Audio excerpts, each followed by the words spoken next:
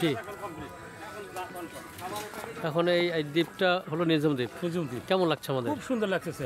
এরকম দ্বীপে মানে আমরা তো এর আগে কোনদিন আসিনি। যেভাবে আমরা সবচেয়ে বেশি স্পিড বোটের টাইম ব্যয় করছি, এত টাইম তো কোনোভাবে ব্যয় এবং আমরা যদি দলীয়ভাবে না আসতাম একা একা আসা সম্ভব হতো না ইনশাল্লাহ। এবং আসতে পারে হয়তো আসা যায়, একদিন এসে থাকে, পরের দিন ধীরে সুস্থে সেগুলি আলাদা সময় হাতে করে।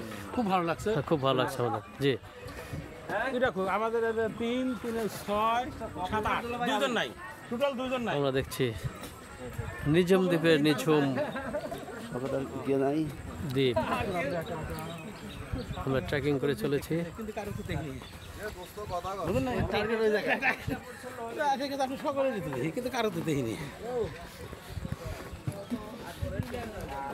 জানার উদ্দেশ্যে যাচ্ছি আমরা। যেটাই হোক না কেন এইভাবে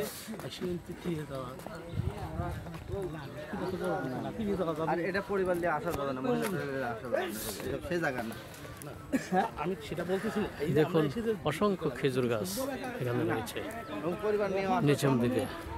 আসলে একটি পাশের সমুদ্র, তার উপরে একটা দ্বীপ গড়ে উঠেছে। এখানকার জনগণ এই পরিবেশের সঙ্গে, এই এনভায়রনমেন্টের সঙ্গে তারা পরিচিত। তো আমাদের পর্যটকরা এসেছেন, দেখে তাদের মুখে শুনে কেমন লাগছে, এটা কেমন লাগছে আমাদের? জি আলহামদুলিল্লাহ। আপনারা কোথা থেকে এসেছেন? আমরা এসেছি ঈশ্বরদী, পাবনা থেকে।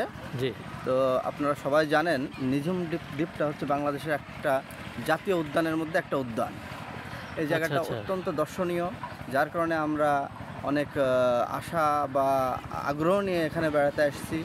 এসে দীর্ঘ পথ প্রায় 2 ঘন্টা আমরা স্পিড বোটে আসলাম। এসে আমরা নিঝুম দ্বীপে প্রায় 2 ঘন্টা লেগেছে নিশ্চয়ই আপনাদের। জি, আমরা এবং সেই স্পিড বোটের মধ্যে আমরা প্রকৃতিটা খুব সুন্দরভাবে উপভোগ করেছি। আলহামদুলিল্লাহ, খুব সুন্দর লেগেছে। এবং এখানে এসে আমরা ঘোরাঘুরি করছি বা জাতীয় উদ্যানের বিভিন্ন দৃশ্যগুলো দেখছি, আমরা খুব উপভোগ করছি। আলহামদুলিল্লাহ, সবাই এখানে আসতে পারবে এবং সবার উচিত, যদি সামর্থ্য থাকে তাহলে এই জায়গায় এসে দেখে যাওয়া, বাংলাদেশের সৌন্দর্যটা দেখে যাওয়া। জি জি, আমরা পর্যটকের মুখে শুনলাম, অত্যন্ত সুন্দরভাবে তিনি বললেন, আমাদেরকে জানালেন আসলে বাংলাদেশটা অনেক সুন্দর। এই প্রকৃতি, এই দেশ, আমাদের দেশটা আসলেই সোনার বাংলাদেশ এবং খুবই সুন্দর, আল্লাহ সুন্দর করে সাজিয়েছেন। তো প্রিয় দর্শক, আপনাদেরকে আবারও শুভেচ্ছা জানাচ্ছি। আসসালামু আলাইকুম। আপনাদের সাথে আমি আবারও থাকব। এই মুহূর্তে শুভেচ্ছা জানিয়ে আমরা আবার সামনের দিকে এগোচ্ছি। আসসালামু আলাইকুম রহমতুল্লাহ।